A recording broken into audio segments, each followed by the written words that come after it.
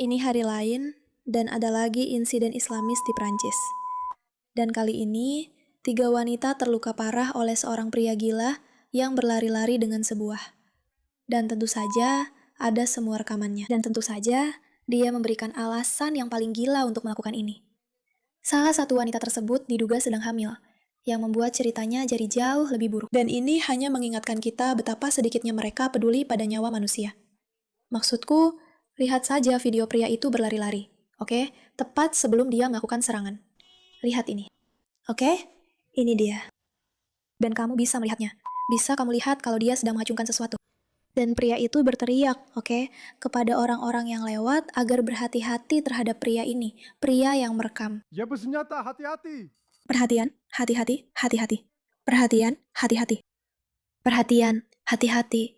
Lihat, dia benar-benar berlari-lari dengan perhatian, hati-hati. Lihat. Awas, dia memberitahu para wanita ini. Dan lihat, dia memukul wanita ini. Dan dia berteriak. Dia berteriak sekarang. Menariknya, dia tidak berteriak memanggil polisi. Panggil polisi, panggil polisi. Dia berteriak untuk memperingatkan. Dan saya rasa itu mungkin ada hubungannya dengan bagaimana polisi Prancis biasanya merespons kejadian seperti ini, yang tampaknya semakin sering terjadi setiap tahun di Prancis. Dan seperti yang kami katakan, orang Prancis mulai menyadari bahwa sesuatu harus berubah. Tapi dengarkan apa yang dikatakan pria gila ini tepat setelah serangan itu. Selamat datang di The Pushback. Saya, Mayraka, membawa acara Anda. Kami sudah tidak tahan lagi. Kami benar-benar sudah tidak tahan lagi. Dan jika kamu juga sudah cukup dengan media yang terus berbohong kepadamu, dengan kegilaan yang semakin menjadi-jadi ini, maka kamu telah menemukan orang-orang yang tepat. Jadi pastikan untuk menekan tombol subscribe dan nantikan pengumuman yang sangat menarik. Prancis sekarang mengambil beberapa langkah serius dan drastis untuk mencoba mengatasi hal ini, karena orang-orang mulai menyadari bahwa omong kosong yang selama ini mereka terima, bahwa semua ini tidak nyata, dan mereka dianggap rasis. Jika mereka sebenarnya tidak menerima orang-orang ini, itu sebenarnya sudah tidak benar lagi. Tapi dengarkan saja. Dengarkan apa yang dia katakan. Hei, jangan takut, tidak ada polisi di sini. Allah memerintahkanku.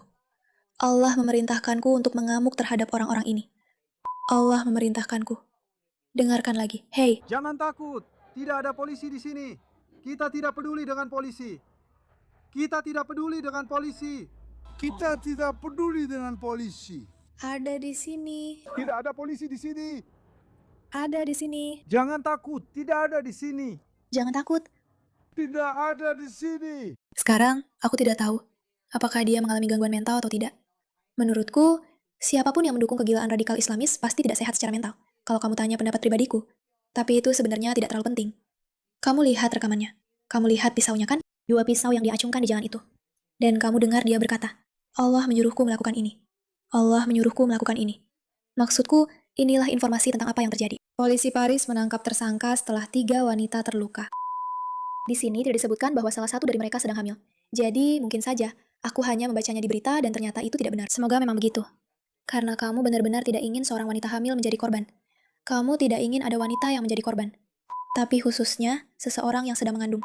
Itu benar-benar mengerikan. Ngomong-ngomong, polisi Prancis menahan seorang pria pada hari Senin setelah dia menyerang 3 wanita dengan pisau di Paris Utara.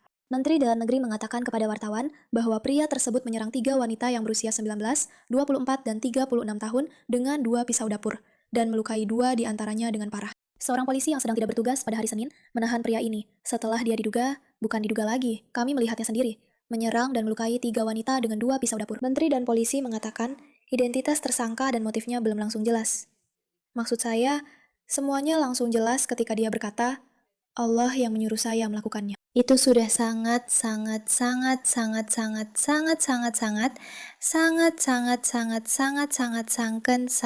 jelas. Tapi tentu saja, polisi tidak bisa melakukan itu. Itu akan membuat mereka terlihat rasis. Bukan begitu, sayang?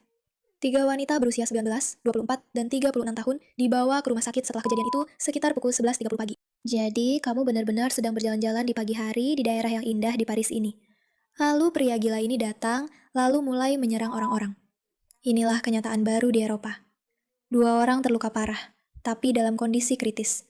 1 terkena di punggung bawah, yang lain di perut. Tidak jelas apakah orang ini adalah wanita hamil atau itu hanya rumor saja. Teman-teman, kenapa aku bilang tidak jelas? Nah, karena kalimat ini langsung membuat kita tahu bahwa pelaporan ini bias dan tidak akurat. Identitas tersangka dan motifnya tidak langsung jelas.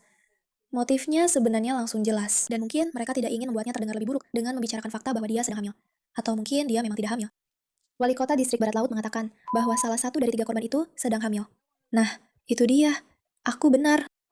Menurutku, itu seharusnya ada di judul beritanya.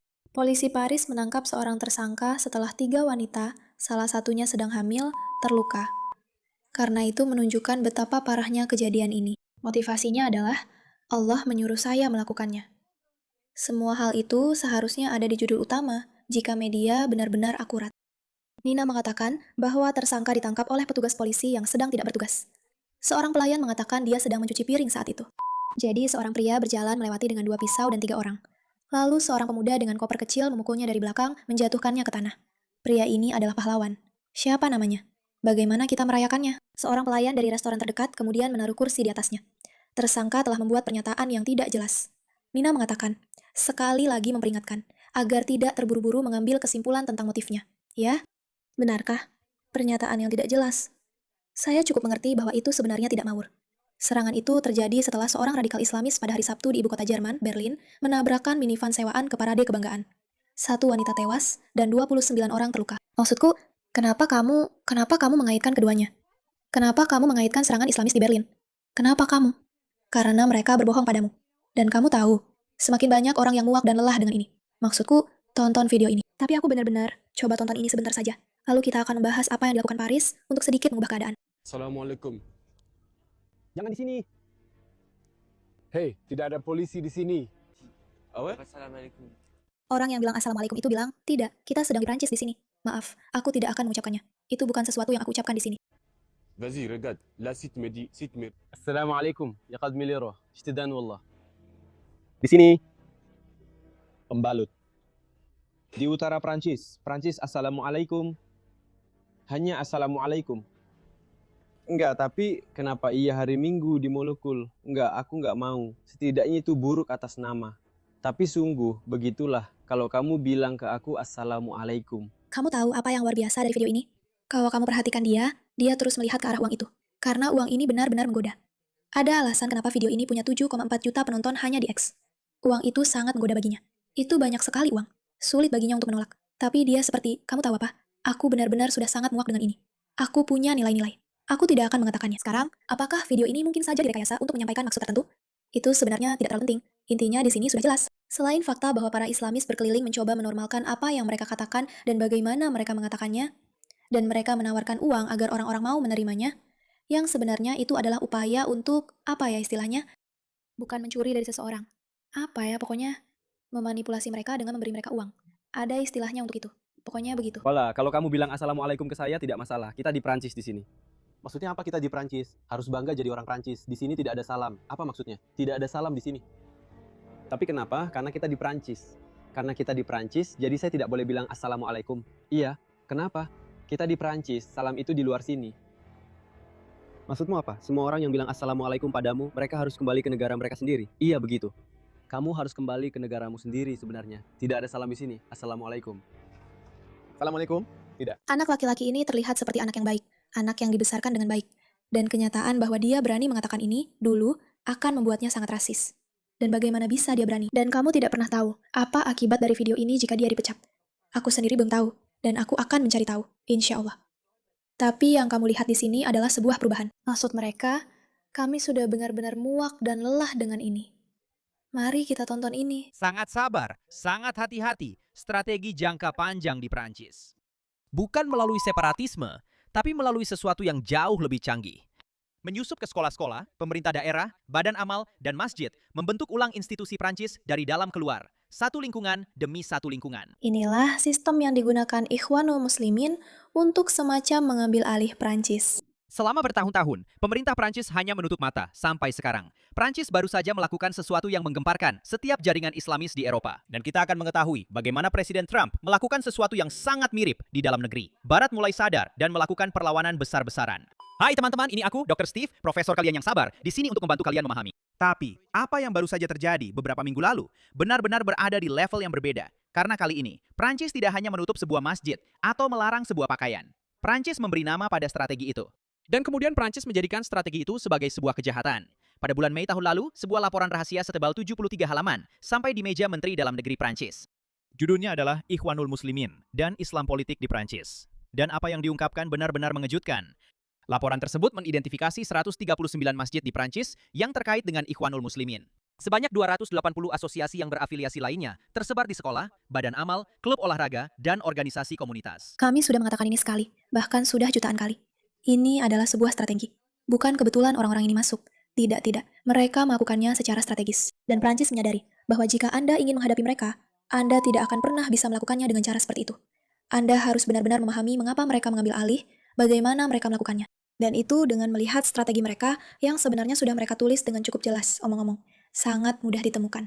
Sebanyak 1 dari 10 masjid di Prancis beroperasi di bawah pengaruh Ikhwanul Muslimin. Dan laporan itu mengidentifikasi sesuatu yang mereka sebut sebagai ancaman ketiga, sesuatu yang lebih berbahaya daripada separatisme terbuka karena tidak terlihat oleh kebanyakan orang. Mereka menyebutnya sebagai entrisme. Infiltrasi terkoordinasi secara sengaja ke dalam institusi republik, sekolah, pemerintah daerah, badan publik, bukan untuk menghancurkannya, tetapi untuk membentuk ulang mereka secara diam-diam, secara legal, dari dalam, dari sisi dalam. Laporan itu menggambarkan sebuah fenomena yang mereka sebut sebagai Islamisme munisipal, sebuah strategi mencalonkan kandidat untuk dewan lokal, dewan sekolah, dan asosiasi lingkungan. Memenangkan posisi kepercayaan institusional, lalu menggunakan posisi tersebut untuk mengalihkan pendanaan, membentuk kurikulum, dan secara bertahap menormalkan hukum Islam berdampingan dengan hukum Prancis. Begini cara itu terjadi, kan? Dan inilah mengapa media sebenarnya tidak benar-benar mengungkapkannya seperti seharusnya. Karena mereka telah berhasil menyusup ke semua sistem yang berbeda sehingga ada sensitivitas dan kohesi. Sementara mereka sebenarnya sedang merencanakan untuk mengambil alih. Di beberapa pinggiran kota Paris, dan di kota-kota seperti Lyon dan Strasbourg, ini bukan sekedar teori, ini sudah terjadi. Dan inilah yang membuatnya sangat mengkhawatirkan secara strategis. Ikhwanul Muslimin tidak melakukan apapun yang ilegal. Membiarkan dana pensiun Anda kehilangan nilainya. Selama bertahun-tahun, para petinggi selalu menyuruh kita untuk percaya pada sistem, bukan? Bekerja keras, menabung, dan semuanya akan baik-baik saja. Tapi apa yang terjadi ketika orang-orang yang menjalankan sistem justru yang mengerus kekayaan Anda? Nah, itulah cara mereka membuat Anda tetap bergantung. Tidak lagi. Sekarang akan menjadi tindak pidana untuk menyusup ke institusi Prancis, sekolah, dewan kota, bahkan masjid. Presiden Majelis Macron ingin ada rancangan undang-undang di mejanya untuk ditandatangani sebelum akhir musim panas. Tapi jika semuanya berjalan sesuai rencana, secara resmi akan menjadi ilegal untuk melakukan infiltrasi. Artinya, akan ilegal memanfaatkan institusi Prancis sebagai senjata melawan Prancis itu sendiri. Ini akan menjadi pertama kalinya dalam sejarah Barat, sebuah pemerintahan menatap langsung Ikhwanul Muslimin, menyebutkan strategi infiltrasi mereka secara terbuka, lalu berkata, tidak di sini. Tidak lagi. Oke, jadi itulah rencananya. Itulah yang mereka coba lakukan. Mereka mencoba mengesahkan undang-undang ini pada dasarnya untuk menghentikan praktik infiltrasi ini. Jika Anda mengatur kampanye yang disengaja untuk melemahkan sebuah institusi Prancis, seperti sekolah, dewan lokal, atau badan publik dari dalam, sekarang Anda bisa dipenjara minimal 5 tahun karena hal itu. Dan pada 5 Mei 2026, Senat Prancis memberikan suara untuk RUU tersebut, dan RUU itu lolos dengan suara mayoritas, 208-124. Sekarang RUU itu ada di hadapan Majelis Nasional. Presiden Macron ingin RUU itu ada di mejanya untuk ditandatangani sebelum akhir musim panas. Jadi, ada sebuah RUU yang telah disahkan, yang pada dasarnya membuat infiltrasi seperti ini menjadi ilegal. Apakah itu akan berhasil saat ini? Mungkin tidak, tapi ini adalah langkah pertama. Dr. Steve Telly mengatakan, ini adalah pertama kalinya hal ini dilakukan di Eropa. Tidak, jika kamu melihat Denmark, mereka juga secara sengaja menangani masalah ini. Dan ada banyak negara lain yang juga mencoba memahami Ikhwanul Muslimin dan permasalahan yang terkait dengannya. Tapi ini adalah kabar baik. Kabar buruknya adalah, ada seorang wanita hamil yang berada di penjara. Maksudnya, bukan di penjara, tapi di rumah sakitnya. Karena hal ini tidak dilakukan lebih awal. Karena mereka tidak mau benar-benar membaca tanda-tandanya. Mereka sudah mencoba menyusup ke Prancis selama 50 tahun. Dan jika pemerintah Prancis berhenti berpura-pura dengan kedok bahwa semuanya baik-baik saja, kami tidak rasis, alih-alih benar-benar menangani masalah ini seperti yang seharusnya, semua ini bisa saja berhenti. Semua itu sebenarnya bisa dihentikan sejak dulu sekali. Tapi sayangnya, itu bukan yang dilakukan pemerintah Prancis. Tapi lebih baik terlambat daripada tidak sama sekali. Terima kasih atas perhatian Anda terhadap masalah ini.